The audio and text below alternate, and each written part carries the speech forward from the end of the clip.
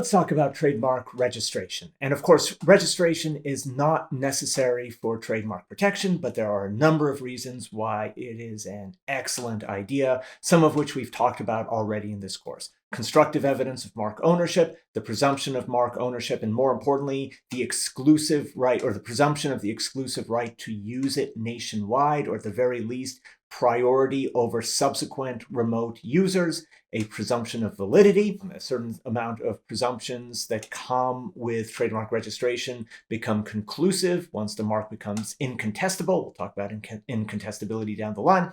It is the basis for registration in other nations, or it can be the basis for registration in foreign countries.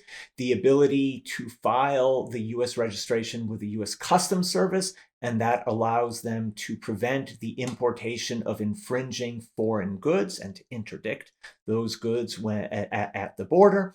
There's certain enhanced and statutory damages for counterfeiting marks, and it is a bar to state law dilution actions.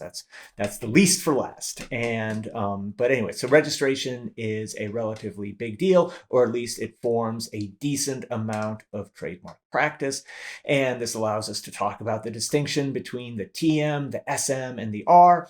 And so, as you saw in an earlier reading, anyone can claim the TM or the SM. All that really means is saying, I have a trademark, I have a service mark, but you may only use the R, the circle R, once your mark is registered. And so that raises the question, what happens to you if you misuse the R, right? If you actually put the circle R on your goods and you don't actually have a trademark registration. And so it could be seen as a form of false advertising. You're misrepresenting the quality of your goods. It may be seen as an inequitable act that would give rise to an unclean hands appellation from the PTO to bar your registration down the line, or perhaps from a court if you're trying to maintain an infringement case.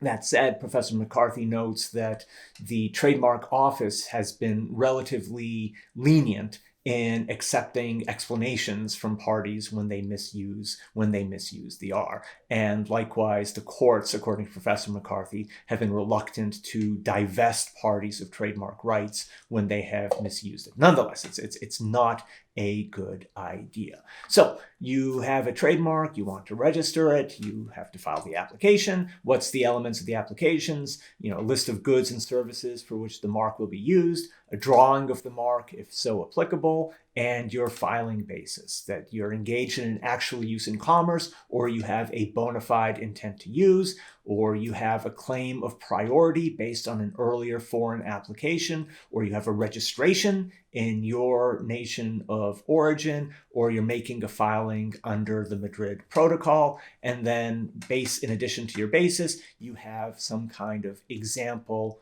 of your use. Trademark practice before the PTO allows the use of disclaimers, and that allows the registration of component marks with unregistrable parts. So for example, Amazon.com books, there is a statement in the registration, no claim is made to the exclusive right to use books apart from the mark as shown.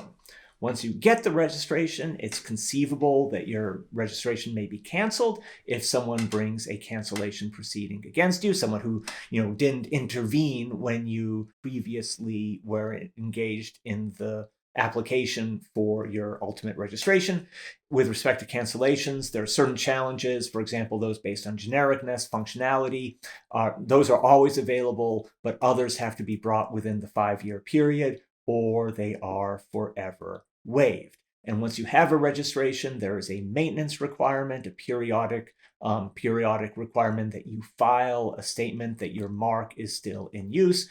And so this is in contrast to, say, something like copyright, which doesn't require that sort of maintenance of your rights. Exclusions from registration. Everything we've studied up to this point still applies. You can't get a trademark in a generic term. You can't get a functional mark. Descriptive marks still need secondary meanings, and your marks have to actually function as trademarks. You actually have to be using them as such. And then Section 2 of the Lanham Act has some additional exclusions that we will talk about going forward. And it's interesting to note that secondary meaning will evade some, but not all of these bars.